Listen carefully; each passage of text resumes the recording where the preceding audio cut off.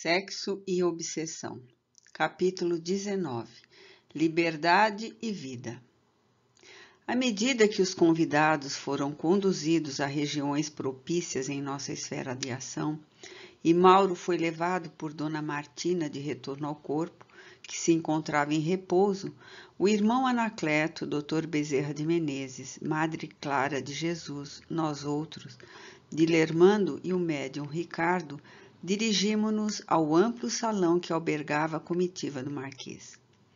Embora se encontrasse em relativo silêncio, sentia-se a ansiedade que reinava no ambiente. Alguns expositores espirituais tentaram manter o clima psíquico, apresentando dissertações do Evangelho que não eram levadas na devida consideração, o que gerara certo mal-estar entre todos.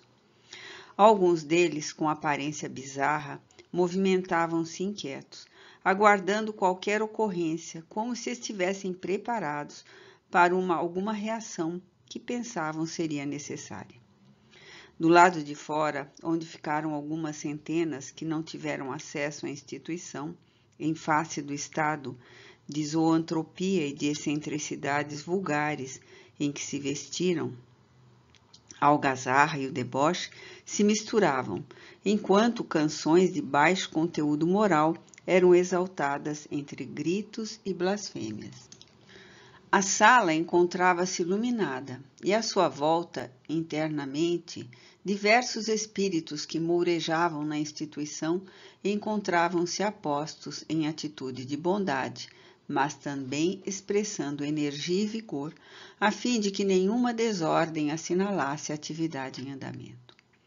Na parte do fundo, no salão, havia um balcão que funcionava como mesa diretora, em torno da qual sentamo-nos, e ante a aquiescência de Madre Clara de Jesus, o irmão Anacleto dirigiu-se à turbamulta explicando que o Marquês de Sade encontrava-se impossibilitado de comparecer àquele ato, mas que tivessem um pouco de paciência, a fim de que fossem finalizadas as atividades espirituais em desenvolvimento. A seguir, o médium Ricardo, visivelmente inspirado, assomou à tribuna e, com voz bem modulada, começou a falar. Irmãos do sofrimento, que Jesus permaneça conosco neste e em todos os momentos das nossas vidas.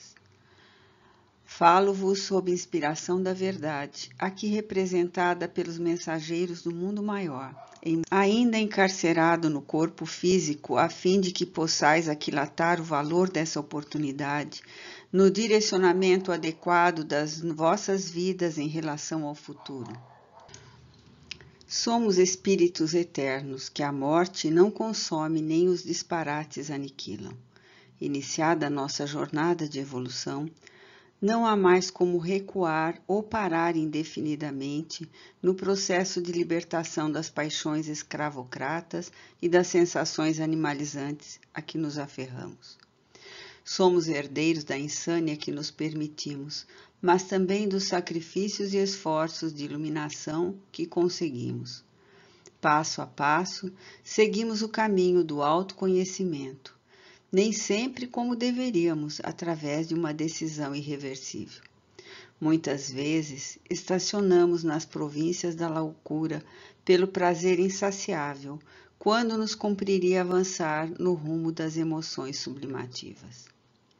Ocorre que a predominância dos instintos primários em nós ainda é muito forte, e a eles nos submetemos, sem forças para romper as amarras que nos retêm na retaguarda do caminho por onde deveremos avançar. Não somos anjos ainda, tampouco demônios, sem a presença do amor de Deus. Damos prosseguimento no além-túmulo às experiências que elegemos durante o transcurso carnal. Cada qual desperta além da morte com a bagagem armazenada antes da desencarnação. Por isso mesmo, morrer ou desencarnar é transferir-se de estágio vibratório, permanecendo nas paisagens infinitas da vida. Não é, pois, de estranhar que tenhamos aspirações e fruamos de emoções bem diferentes, que são resultados das nossas seleções desde a experiência carnal, cujo ciclo, que se estende do berço ao túmulo, encerramos de forma a nos permitirmos novo tentame, avançando sempre no rumo da grande libertação. Até agora, ainda não vos deste conta exatamente da ocorrência da vossa imortalidade, dando curso às paixões a que vos ativestes antes, sem permitir-vos meditar em torno do futuro, do que vos aguarda e da necessidade de alterar o comportamento que não mais pode continuar conforme vem sucedendo. Herdeiros de Deus, porque seus filhos amados, trazemo-lo na intimidade dos sentimentos e na inteireza da consciência, que, embora anestesiada no momento, apresenta os primeiros sinais de despertamento, gerando tédio e cansaço, mal-estar e saturação em todos os cometimentos a que vos aferrais. O gozo exorbitante, a loucura do sexo em total desalinho, o prosseguimento das aberrações e fanfarronices não mais atendem às exigências do ser profundo que sois, apresentando-se como uma sensação grosseira, que resulta do encharcamento dos tecidos sutis dos vossos perispíritos, impregnados de fluidos tóxicos, gerado pelas vossas mentes e predominantes na região em que estagiais. O médium silenciou por brevíssimos segundos, relanceando o olhar pelo salão repleto, a fim de medir a receptividade dos conceitos emitidos.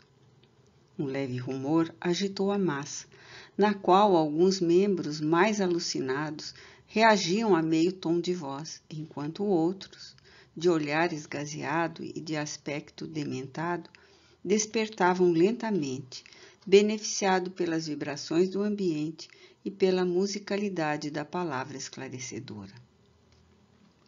Sem dar margem à prolongada pausa que poderia quebrar o ritmo da proposta de libertação, prosseguiu.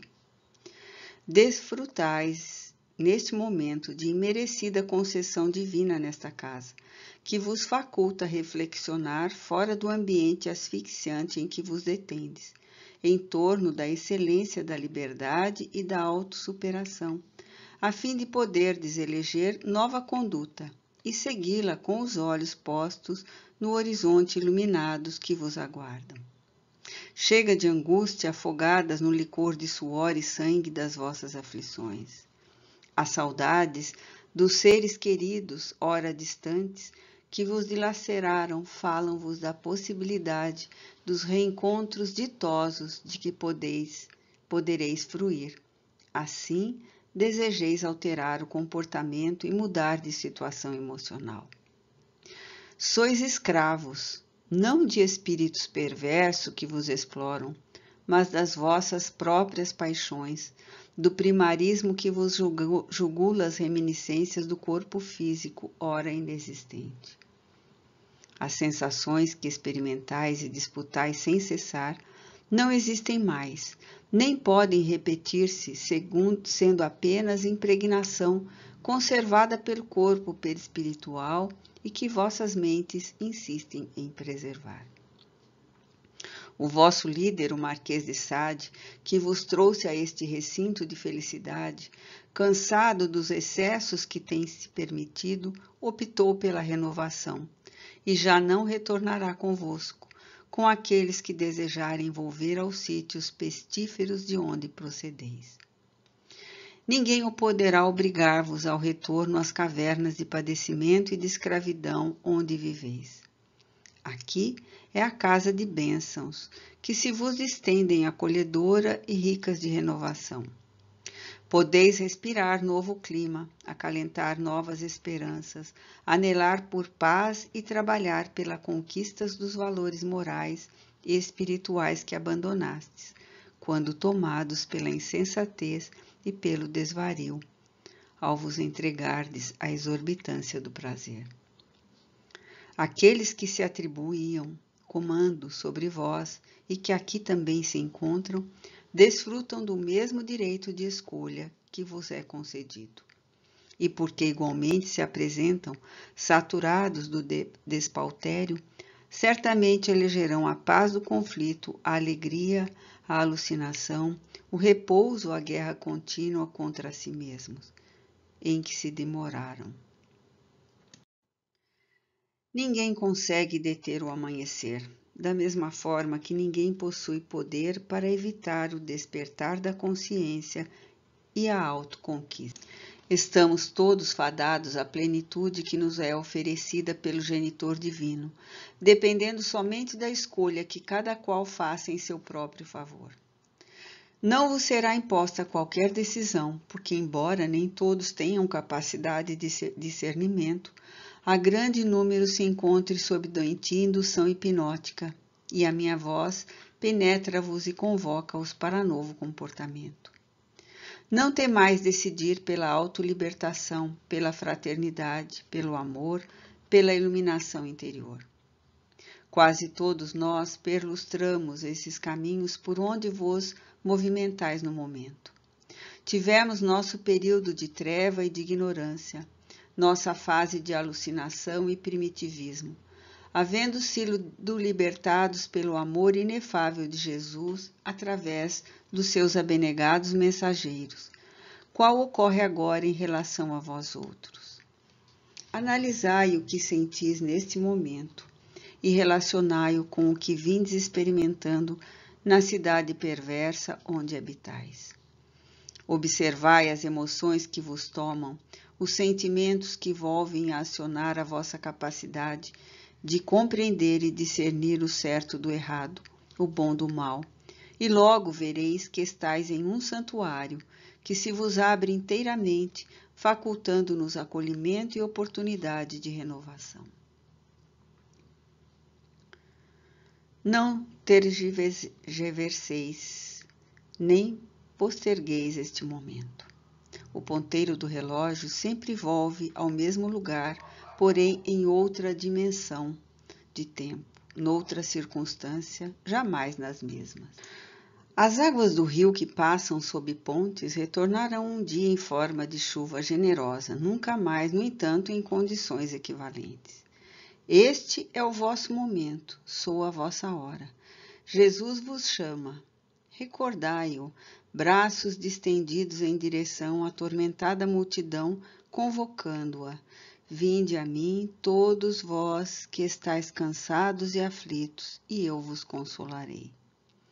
Tomai sobre vós o meu fardo, recebei o meu jugo e aprendei comigo, que sou manso e humilde de coração. Leve é o meu fardo, suave é o meu jugo. Vinde a mim. O seu convite vem reboando através de 2000 anos, alcança a acústica de nossa alma e fica em silêncio, porque temos preferido ouvir a balbúrdia, atender aos apelos do vozerio tresvariado da inferioridade. Com Jesus altera-se a visão em torno da vida e do ser existencial. Aceitá-lo significa tomar a cruz do dever que é o seu fardo leve.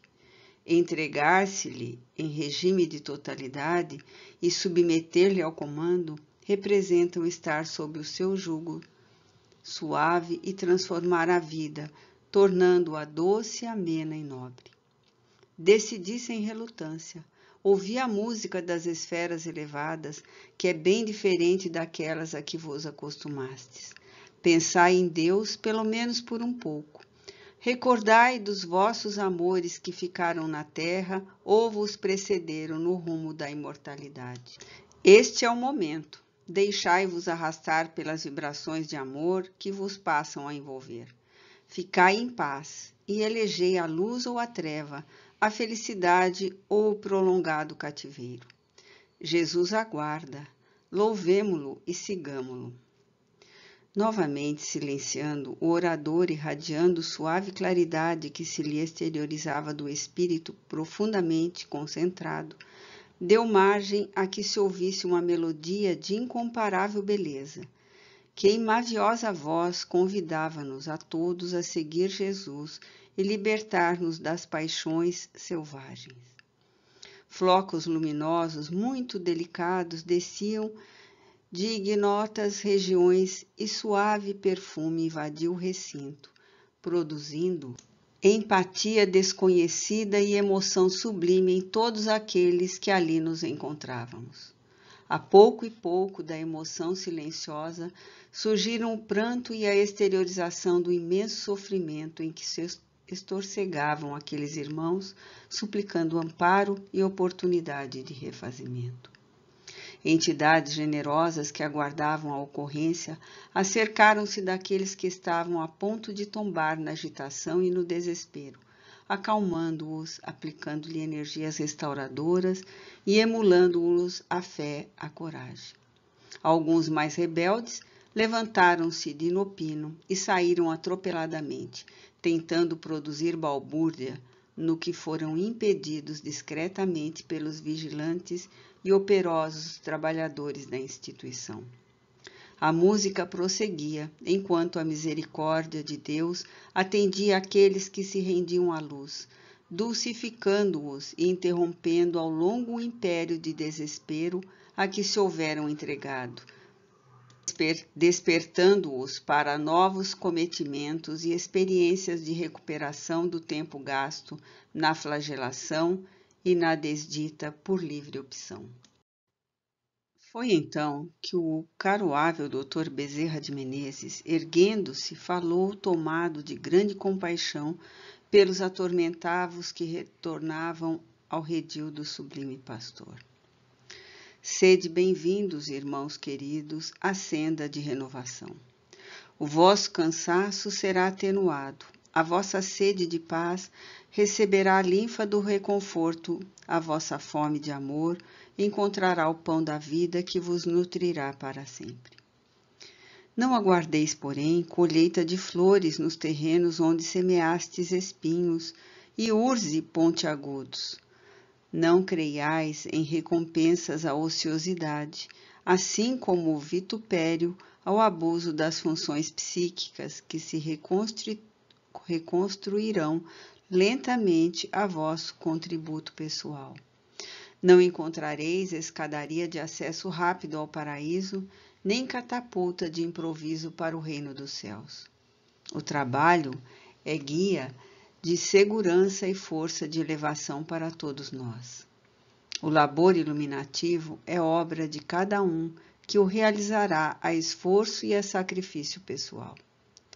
Toda ascensão exige denodo, e ninguém alcança o acume da montanha sem atravessar as baixadas de onde procede. Iniciareis novas experiências de autoiluminação, percorrendo as mesmas estradas, porém com outras disposições interiores e a decisão de ser feliz. Envolvidos pelas vibrações que procedem do amor, inundai-vos de luz e embriagai-vos de novas alegrias. Começa novo dia para quantos desejem a claridade do bem no coração e se resolvam pela purificação mediante o mergulho no corpo físico, sem as constrições das falsas necessidades que vos acostumastes. A carne ser-vos-ão refúgio ameno, escola de aprendizagem e reeducação, hospital de recuperação de forças, oficina de trabalho. Transitareis alguns dias solitários e não amados, outros sob injunções penosas que os atos arbitrários impuseram ao longo do tempo. Outros mais experimentando desejos inconfessáveis que o organismo não poderá atender mediante processo psicoterapêutico. Por fim, a cada um será proposto um programa de recuperação conforme suas obras. Todos, porém, filhos do amor, encontrareis a oportunidade para o autocrescimento e a felicidade. Que o Divino Mestre nos abençoe a todos no esforço de elevação. Quando silenciou, permaneciam as vibrações de paz e de alegria que saturavam o ambiente, enriquecido de suave luz procedente de esfera mais alta, ao tempo em que diligentes servidores, adrede convidados, puseram-se a atender aqueles que optaram pela renovação, conduzindo-os com ternura fraternal a diferentes setores da instituição, de onde rumariam para os núcleos preparatórios de reencarnações purificadoras. Não havia saído do quase êxtase quando o médium Ricardo, que se acercou jubiloso e radiante de felicidade, demonstrando alegria pela realização do serviço recém-concluído. Utilizei-me do ensejo e indaguei com certa curiosidade. Houve alguma razão especial para que fosses o escolhido para as informações aos desencarnados, em vez das próprias entidades espirituais? Demonstrando sua natural modéstia, Ricardo esclareceu. Conforme pensam os benfeitores espirituais, o fato de me encontrar-me reencarnado com relativa facilidade nos desdobramentos lúcidos durante o período do sono físico faz que apresente algumas condições necessárias para levar à programação libertadora, como ocorreu aos irmãos enlouquecidos, permitindo que melhor assimilem a proposta, tendo em vista os implementos orgânicos de que me revisto, mediante os quais facilita-se a sintonia. A exteriorização do fluido animal, que decorre do estado de reencarnado, permite-nos maior identificação de sentimentos, em razão de eles ainda estarem sob fortes pressões dos liames materiais. Ademais, esse formoso labor, quando exitoso, qual acaba de acontecer, converte-se em bênção para mim mesmo, em face do ensejo de facultar-me prosseguir no trabalho mediúnico. Sem qualquer dúvida, embora me encontrasse lúcido durante a dissertação, as informações expostas foram-me transmitidas através de telementalização pelo nosso sábio mentor, Dr. Bezerra de Menezes. Sintonizando o pensamento na faixa da caridade e entregando-me à sua inspiração, sinto-me induzido a falar e agir conforme ele próprio faria, em razão da facilidade de captação de ideias e dos sentimentos nessa circunstância, porém sem os impedimentos naturais da organização cerebral. Nesse abençoado universo de energias que se exteriorizam em ondas, vibrações, ideias e pensamentos, estamos sempre em intercâmbio psíquico, conscientes ou não dessa realidade, constituindo-nos verdadeira felicidade, o conhecimento que nos é oferecido pelo Espiritismo, em torno das possibilidades inimagináveis de que desfruta a alma integrada na realidade cósmica. Esta é sua primeira experiência específica? Voltei a inquirir. Ou se lhe apresenta habitual este formoso fenômeno? No que diz respeito ao atendimento a desencarnados vítimas de obsessões do sexo, respondeu gentilmente, foi a minha primeira intermediação. Entretanto, tenho participado com relativa frequência de incursões a regiões de amargura e de sofrimento, onde tenho funcionado como médium psicofônico, tanto dos mentores como dos mais aflitos, que não conseguem comunicar-se diretamente, tal o estado de intoxicação fluídica em que se encontram encharcados. Em face do aturdimento e da fixação dos despojos materiais, não se dão conta da realidade espiritual em que se encontra, tendo dificuldade para exteriorizar o pensamento somente através da ação mental. Assim, o perispírito do médium funciona para eles como decodificador das suas necessidades e manifestações internas. Como constatamos, para os médiuns que se devotam ao bem, sempre há labor a executar em ambos os planos da vida. Se considerarmos que a claridade da doutrina espírita chegou à Terra há pouco menos de 1 século e meio, não podemos negar que todo o labor de socorro desobsessivo aos transeuntes do corpo somático era feito no mundo espiritual. Quando os construtores do progresso se utilizavam dos médiuns encarnados e desencarnados para o mister de esclarecimento e de libertação das injunções penosas lamentáveis. Graças a essas ocorrências, não foram os santos, os místicos, os profetas que assinalavam haver estado no purgatório e no inferno, onde mantiveram contatos dolorosos com personagens que viveram na terra ou conheceram os lugares que o aguardavam, caso não se conduzissem com a correção que deles se esperava.